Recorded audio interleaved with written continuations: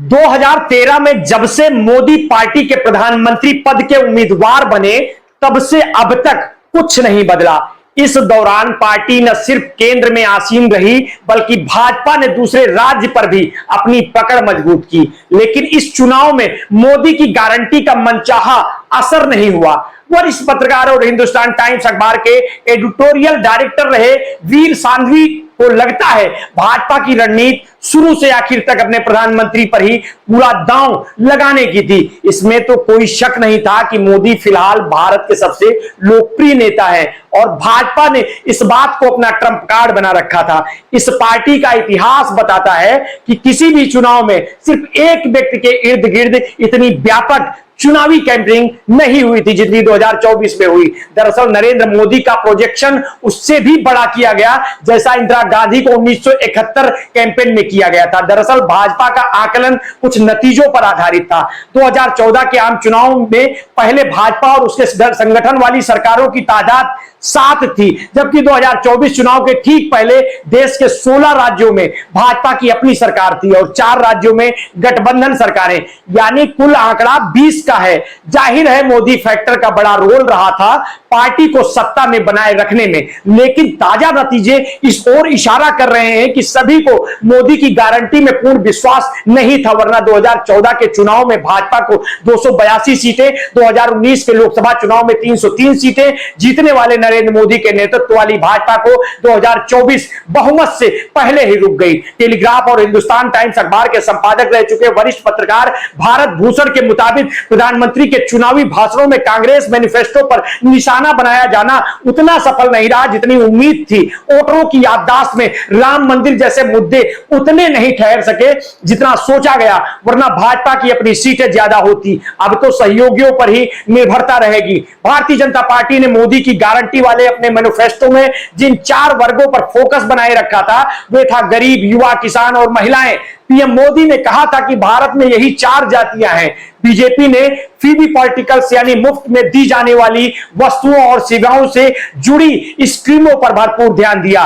PM गरीब कल्याण अन्न योजना के तहत अगले 5 वर्षों तक 80 करोड़ भारतीयों को मुफ्त राशन देने का दावा हो, आयुष्मान भारत जैसी स्कीमों के जरिए मुफ्त इलाज की सुविधाएं हो, या फिर पीएम आवास योजना और एलपीजी मुहैया कराने वाली पीएम उज्ज्वला योजना, सभी का लक्ष्य सरकार की लोकप्रियता को बनाए रखना था।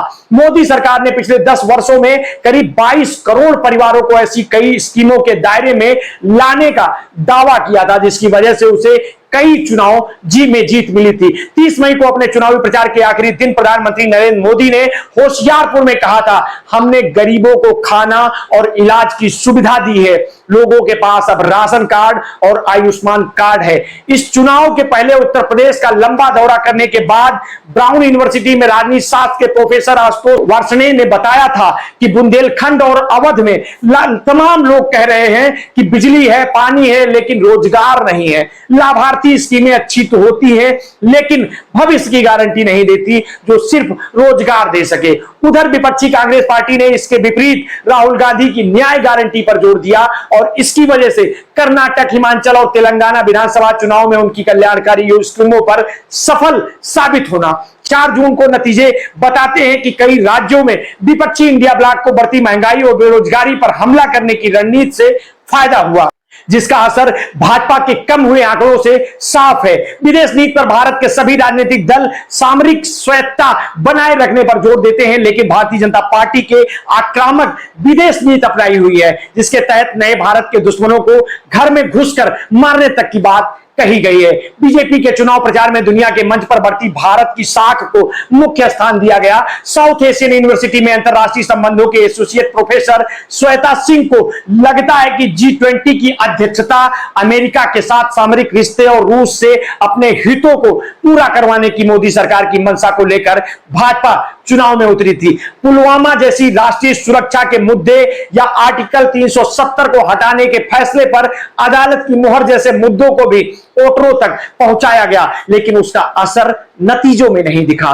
पाकिस्तान के खिलाफ सख्त रवैया हमेशा से कारगर साबित हुआ था, लेकिन इस बार मतदाताओं में उसकी चर्चा कम दिखी। ब्रिटेन के प्रतिष्ठित थिंक टैंक चैथम हाउस के सीनियर फेलो चैतिक वाजपेयी ने इन आम चुनाव के नतीजों पर लिखा है कि हिंदू राष्ट्रवादी एजेंडा को आगे बढ़ाने के बावजूद अमेरिका चीन प्रतिद्वंदिता और आपसी व्यापार के मद्देनजर पश्चिमी देश भारत के साथ इंगेजमेंट तो बरकरार रखेंगे, लेकिन अब भारत को इस बात पर गौर करना होगा कि डोमेस्टिक पॉलिटिक्स में ये कितना काम कर रहा है। रहा सवाल इस सरकार की दुश्मनों पर घर में घुसकर मारने की नीति का, तो विश्लेषकों का मत है कि वे दक्षिण एशिया या चीन तक के खिलाफ बयानबाजी में तो काम आ सकती है, लेकिन ग्लोबल स्तर पर उसे संशय से देखा जाता है।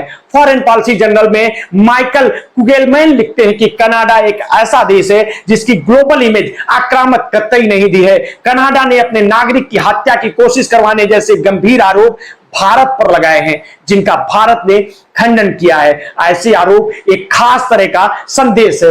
वैसे चुनाव के दौरान दक्षिण एशिया में भारतीय विदेश नीति की बात पर खासा वाद विवाद भी रहा है। विपक्ष के सरकार पर जुमलेबाजी के आरोप लगाते हुए यह भी दोहराया है कि सरकार ने 2019 के चुनाव में सभी सीमाओं पर स्मार्ट फेंसिंग का वादा किया था, जो अभी तक अधूरा है। अमेरिका के हार्वर्ड विश्वविद्यालय में विजिटिंग फेलो में रहे प्रोफेसर एम.के. झा के मुताबिक इतिहास गवाह है कि किसी भी देश के राजनीतिक बदलाव में स्थानीय के अलावा ग्लोबल फैक्टर्स की भी बड़ी भूमिका रहती है। अगर जियोपॉलिटिक्स स्तर पर थोड़ी भी अनिश्चितता और संशय रहता है, तो लोकतांत्रिक देशों में भी उसका कुछ ना कुछ असर दिख जाता है। 2024 आम चुनाव के पहले चरण और 2019 के पहले चरण में एक बड़ा फर्क था, वो है मतदान के प्रतिशत में गिरावट। प्रधानमंत्री मोदी ने राजस्थान के बांसवाड़ा में दिए गए एक भाषण में कहा था, अगर कांग्रेस सत्ता में आई तो लोगों की संपत्ति को ज्यादा बच्चे वालों में बांट देगी।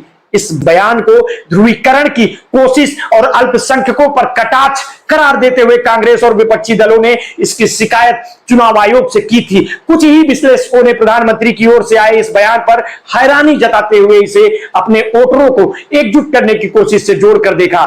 वरिष्ठ पत्रकार वीर सांघवी के अनुसार शायद पहली बार प्रधानमंत्री ने इतने खुले तौर पर चुनाव अभियान में हिंदू मुस्लिम राजनीतिक वाला कार्ड चला था, क्योंकि आमतौर पर वे पिछले चुनाव में इस तरह की सीधी बयानबाजी से बचते रहे हैं। चुनाव के ठीक पहले केंद्रीय गृह मंत्रालय ने विवादास्पद नागरिकता संशोधन नियमों की अधिसूचना को भी एकाएक जारी किया, जबकि नागरिकता अधिनियम 2019 की संवैधानिकता को चुनौती देने वाली तमाम याचिकाएं की सुनवाई अदालतों में विचाराधीन है।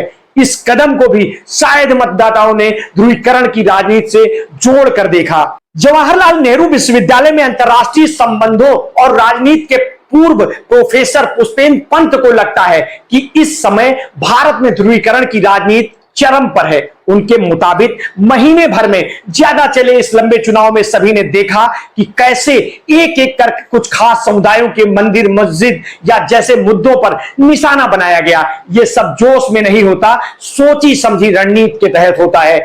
आखिरी में उस मुद्दे की बातों जो भाजपा के संकल्प पत्र में लेकर हर चुनाव प्रचारक के भाषण का हिस्सा रहा, इसी साल जनवरी महीने में अयोध्या में राम मंदिर की प्राण प्रतिष्ठा समारोह का प्रधानमंत्री की अगुवाई में संपन्न होना, अयोध्या में 10,000 करोड़ की लागत से शहर के कायाकल्प करवाने के दावे और उसे ग्लोबल सिटी बनाने की भाजपा की मुहिम उस इलाके के मतदाताओं के गले नहीं उतरी। अयोध्या मंडल के तहत आने वाले सभी 5 सीट फैजाबाद, बाराबंकी, अमेठी, अंबेडकर नगर और सुल्तानपुर पर भाजपा को कड़ी हार का सामना करना पड़ा है। अयोध्या में टाइम्स ऑफ इंडिया के वरिष्ठ पत्रकार अरशद अफजाल खान के मुताबिक राम मंदिर उद्घाटन से भाजपा ने एक रेस शुरू की थी और उस समय लग रहा था कि विपक्ष बहुत पीछे छूट गया, लेकिन आवाम की नब्ज कुछ और ही थी। फैजाबाद, अंबेडकर नगर, सुल्तानपुर, अमेठी और बाराबंकी की उसकी हार ये दर्शाती है कि बीजेपी और उसके शीर्ष नेतृत्व के लिए जितना खुशी जीत की नहीं, उससे ज्यादा दुख सीटों के गंवाने और यूपी की सीट घटने से है। मोदी की जीत के अंतर उनके हार के बराबर दिखते हैं। चर्चा आम है कि मोदी से ज्यादा बड़ी संख्या से उनके 7 सिपहसालारों की जीत हुई है। मोदी ब्रांड के प्रचार में देश भर के दिग्गज लगे हुए थे, लेकिन जिस तरह से एक बार मोदी अपने सामने के प्रत्याशी से एक बार पीछे हुए, वो चौंकाने वाला वाकया रहा। अगर हम बात करें जीत के संख्या की, तो वाराणसी में 1.52 यानी 1,52,000 लाख वोटों से जीतकर प्रधानमंत्री नरेंद्र मोदी पुनः संसद पहुंचे हैं। लेकिन इस चुनाव में उनसे बड़ी जीत यूपी से ही उनकी पार्टी के नेताओं को मिली है। यूपी में भाजपा के 7 नेताओं ने मोदी से बड़ी जीत दर्ज की है। इसमें सबसे बड़ी जीत है गौतम बुद्ध नगर की। डॉक्टर महेश शर्मा को गौतम बुद्ध नगर से 5,59,472, वहीं अतुल गर्ग गाजियाबाद को 3,33,178, डॉक्टर भोला सिंह बुलंदशहर से 2,75,134, अनूप प्रधान हाथरस से 2,43,473, हेमा मालिनी 2,72,599, एसपी बघेल आगरा से 2,31,831, वहीं जितेंद्र प्रसाद पीलीभीत से 1,63,589। ये जीत के आंकड़े और मोदी को मिले वोट की संख्या उनके कद और प्रचार अभियान पर सवाल खड़े करते हैं। आगे की अपडेट के लिए आप हमारे साथ जुड़े रहिए, समय समय पर हम आपको अपडेट देते रहेंगे। आपने अगर अभी तक हमारे इस चैनल को सब्सक्राइब नहीं किया है तो कर लीजिए, बेल आइकन दबाना ना भूलिए। अपने स्वास्थ्य के प्रति सतर्क रहिए, सचेत रहिए, अपना ध्यान रखिए। बहुत बहुत धन्यवाद। साधुवाद।